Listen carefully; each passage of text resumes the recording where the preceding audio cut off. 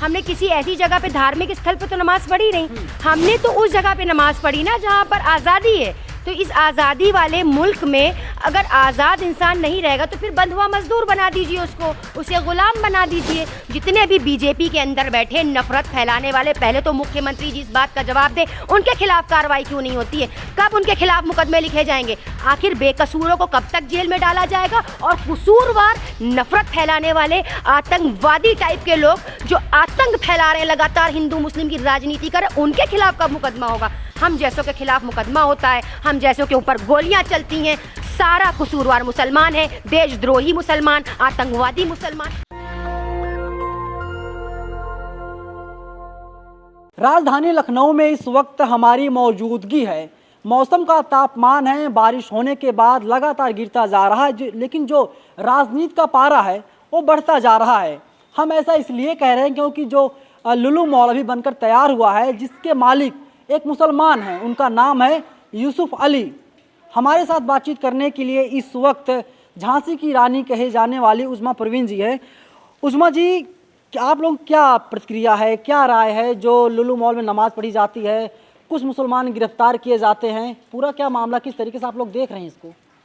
देखिए, ये माहौल जो चल रहा है नफरती माहौल है और जानबूझकर इसको सियासत की रोटियां सेकना जिसे कहेंगे, सियासी रोटी सिक रही हैं बराबर। और मैं ये जानती हूँ कि नमाज पढ़ना कहीं पर, मेरे ख्याल से ये जो बोला जा रहा है कि उन पर मुकदमा दर्ज हो, ये सही नहीं है। क्योंकि नमाज एक ऐसी चीज़ है, ठीक है हमने आपके मंदिर में तो आके नमाज पढ़ी नहीं, हमने किसी ऐसी जगह पे धार्मिक स्थल पे तो नमाज पढ़ी नहीं, हमने तो उस जगह पे नमाज पढ़ी ना जहाँ पर आज़ादी है। तो इस आज़ादी वाले मुल्क में अगर आज़ाद इंसान नहीं रहेगा तो फिर बंधुआ मजदूर बना दीजिए उसको, उसे गुलाम बना दीजिए। तो इस तरह की जो हरकतें जो बराबर RSS और हिंदू संगठनों की तरफ से आ रही है, ये मुझे लग रहा है निंदनीय है। ये देश को तोड़ने वाली चीज़ें हैं और देश को कहीं ना कहीं जो नफरत का शिकार बना रहे हैं लोग, इन चीज़ों को बंद होना चाहिए और उन लोगों के खिलाफ कार्रवाई होनी चाहिए जो जानबूझ के उस प्रोपेगंडे को। लेकिन उत्तर प्रदेश के जो मुख्यमंत्री हैं योगी आदित्यनाथ ने साफ कहा कि वो व्यवसाय का केंद्र है, वहाँ पर व्यवसाय होना चाहिए, लेकिन जाकर के नमाज पढ़ रहे हैं। क्यों पहले गलती करते हैं? देखिए, गलती कहीं नहीं है। नमाज, आप लोगों ने नमाज को भी एक विवाद बना दिया है। मॉल में क्या मॉल में जो है नमाज पढ़ा जाएगा? देखिए, नमाज पढ़ा जाएगा की बात नहीं होती। अगर वक्त हो गया है कहीं किसी चीज़ का तो इंसान नमाज पढ़ सकता है, ऐसा नहीं है। खुला ये देश है, आज़ाद देश है। कहीं कोई ऐसी धार्मिक स्थल पे नमाज नहीं पढ़ी गई, सिर्फ एक मॉल में नमाज पढ़ी गई या कहीं पर कोई वक्त हो जाता है इंसान नमाज पढ़ लेता है। एक मरतबा आपको पता होगा कि एक विवाद छिड़ा था कि मंदिर के बाहर किसी ने नमाज पढ़ ली थी। मैं ये समझती हूँ कि इस गंगा जमनी तहजीब को बार बार दागदार करने की कोशिश की जा रही है और सबसे ज़्यादा बीजेपी सरकार इस बात पर ध्यान दे, जो इनके नफरती जो लोग हैं जानबूझ के जो नफरती भाषण का काम कर रहे हैं, नफरती भाषण दे रहे हैं। कौन से लोग हैं? नाम लीजिए ना उनका। आप नाम लेने से क्यों डर रही हैं? नहीं, हम नाम लेने से नहीं डर रहे हैं, हम उन सभी लोगों को कह रहे हैं। देखिए, नाम बताइए 2-4 लोगों का। गेहूं के साथ देखिए घुन भी पिसता है। तो नाम बता दीजिए मैडम उन लोगों का। तो नाम मैं क्या बता दूं? इसी RSS के लोग, जो हिंदू संगठन के लोग जानबूझ कर आकर वहाँ पर विवाद करने की कोशिश कर रहे हैं, बोलते हैं हम हनुमान चालीसा करेंगे। तो आप तो ये बुराई क्या है? अगर आप लोग नमाज पढ़ते हो तो कोई हिंदू संगठन का व्यक्ति आता है, RSS का व्यक्ति आता है, कह रहा है कि हम वहाँ पर सुंदरकांड का पाठ करेंगे, हनुमान चालीसा पढ़ेंगे। एक जगह अचानक से नमाज पढ़ लेना और एक जानबूझ कर जाकर कहीं पर कुछ करना, ये दोनों में अलग अलग फर्क है। कि अगर अजान हो गई है तो इंसान नमाज पढ़ लेगा, तो इसमें क्या आपत्ति है? अगर पढ़ ली गई तो इसमें मुकदमा दर्ज होने की कौन सी बात थी? और दूसरी बात कि जानबूझकर एक संगठन का आना और जानबूझकर वहां पर फैलावा फैलाना। मुसलमानों के लगा था कि जो मॉल के मालिक मुसलमान हैं तो हम लोग नमाज पढ़ सकते हैं, कोई दिक्कत नहीं है, इसी वजह से नमाज पढ़ी गई ना वहाँ पे। देखिए, ये नफरत फैलाने वाली चीज़ें हैं और इस वजह से नमाज पढ़ी गई या किस वजह से नमाज पढ़ी गई, ये दर्द तो पेट में हमेशा लोगों के होता रहा है कि जब जब मुसलमानों को तरक्की करते कुछ लोगों ने देखा, कुछ नफरती लोगों ने। कौन से लोग हैं? नाम बताइए उन लोगों का। अरे मैं नाम क्या बताऊं, बहुत से ऐसे नफरती। डर क्यों रही? नाम बताइए उन लोगों का खुल के। मैं क्यों डरूंगी? मैं किसी से नहीं। दस्तक पर आप खुलकर नाम बताइए उन लोगों का। मैं नाम इसलिए नहीं कहना चाह रही क्योंकि बहुत से ऐसे लोग हैं, मैं किन किन का नाम।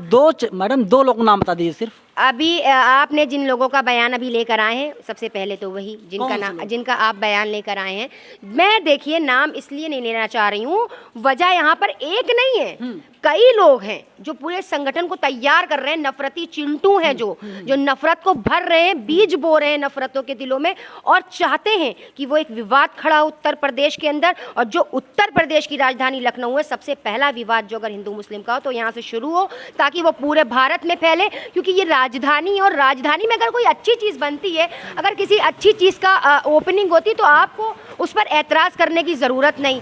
सबसे पहले तो मैं ये जानना चाहती हूँ कि इस बात का एतराज़ आपको क्यों है? आप लोगों का स्टैंड कहाँ है? पहले आप लोग ये बोलते हो कि कोई अच्छी चीज़ बन रही है, विवाद नहीं होना चाहिए, आप लोग जाके नमाज पढ़ते हो, मुसलमान जो समुदाय है उसके लोग नमाज पढ़ते हैं। सारा ठेका हिंदू संगठन ने लिया है, सारा ठेका आरएसएस ने लिया है, सारा ठेका बीजेपी ने लिया है, ठीक है। जितने भी बीजेपी के अंदर बैठे नफरत फैलाने वाले, पहले तो मुख्यमंत्री जी इस बात का जवाब दे, उनके खिलाफ कार्रवाई क्यों नहीं होती है? कब उनके खिलाफ मुकदमे लिखे जाएंगे? आखिर बेकसूरों को कब तक जेल में डाला जाएगा? और कसूरवार नफरत फैलाने वाले आतंकवादी टाइप के लोग जो आतंक फैला रहे हैं, लगातार हिंदू मुस्लिम की राजनीति कर, उनके खिलाफ कब मुकदमा होगा? हम जैसों के खिलाफ मुकदमा होता है, हम जैसों के ऊपर गोलियां चलती हैं, सारा कसूरवार मुसलमान है, देशद्रोही मुसलमान, आतंकवादी मुसलमान। तो मुसलमानों को एक आपने एक ऐसा लट्टू बना लिया है जिसको हर तरफ आप नचा रहे हैं और उसके जरिए से राजनीति सेक रहे हैं। हिंदू मुस्लिम का वोट बैंक बन चुका है आपका। सिर्फ आपको जो सियासत करनी है वो हिंदू मुस्लिम पर करनी है, बाकी आपके पास कोई मुद्दा ही नहीं बचा। ना आप रोजगार देखते, ना आप शिक्षा देखते, ना आप सुरक्षा देखते, आपके किसी चीज से मतलब नहीं है। आपको मतलब है तो सिर्फ हिंदू और मुस्लिम की राजनीति से। मैं खुलकर ये बात कहती हूँ कि बीजेपी सरकार को इन चीजों पर रोक लगानी चाहिए, और खास तौर से हमारे मुख्यमंत्री जो इतनी बड़ी ओपनिंग करने गए थे, भाई जब इतना ऐतराज था तो मुल्ले के पड़ोस में ओपनिंग ही क्यों कर दी आपने खड़े होके? जो यूसुफ अली हैं वो तो एक मुल्ले हैं ना, तो मुल्लों के पड़ोस में ओपनिंग तो आपको करनी नहीं चाहिए थी, क्योंकि आपका जो हिंदू संगठन है वो आपसे नाराज हो जाता। अब देखिए कितना विवाद आ रहा है। तो मैं ये चाहती हूँ जहाँ पे विवाद हो वहाँ हमारे मुख्यमंत्री को नहीं जाना चाहिए, मुल्लों से दूर रहना चाहिए। मुल्ले मांस मच्छी खाते हैं तो उनके मुंह से जो बदबू आती है उससे थोड़ा लोग परहेज करते हैं। तो भाई आपको अपना वो संभालिए, आप अपना देखिए, हम अपना देखिए। नफरत फैलाना बंद कीजिए, सुकून से रहिए, जिए और जीने दीजिए। बस मेरा मानना यह है कि आप भी जिए और हमें भी जीने दिए और हमारे समाज को जीने दिए। जो लगातार आप हमारे समाज को टारगेट करते हैं, चाहे वो जुबैर हो, चाहे वो आफरीन फातिमा हो, चाहे वो उज़मा परवीन हो, चाहे वो उमर खालिद हो, मीरान हैदर हो, किस किस को आपने टारगेट नहीं किया एनआरसी के नाम पर? आज जो विवाद फैला रहे हैं, जो आप देख रहे हैं लुलु मॉल के नाम पर जो झगड़ा फैला रहे हैं, वो कहाँ है?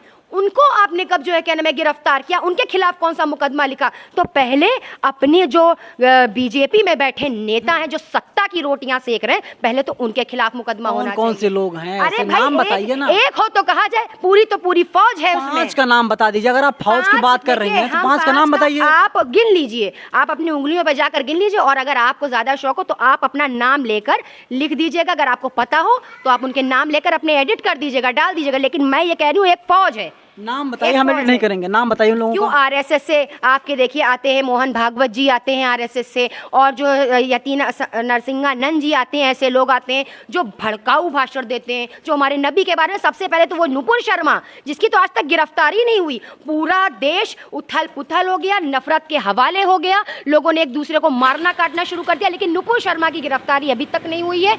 हम ये चाहते हैं कि जो नफरत फैला रहा, चाहे वो नुपुर शर्मा हो, चाहे वो हमारे ही समुदाय से क्यों ना हो, वो जो कन्हैया लाल का जिसने कत्ल किया था, एक मिनट, जिसने कन्हैया लाल का कत्ल किया था वो हमारे समुदाय से था, उसको भी सजा मिलनी चाहिए। मैं ये चाहती हूँ नफरत खत्म होनी चाहिए और मोहब्बत का पैगाम फैलाए, चाहे वो बीजेपी हो, चाहे वो कांग्रेस हो, चाहे वो बसपा हो, चाहे वो सपा हो। मैं उन सब से सियासतदानों से कहना चाहती हूँ, भाई हिंदू मुस्लिम राजनीति बन करके सुकून से जनता को रहने दो, आवाम को सुकून से रहने दो, उसे अपनी चटनी रोटी चलाने दो, उनके बच्चों का भविष्य जो अंधकार में जा रहा है उसे सेफ रहने दो।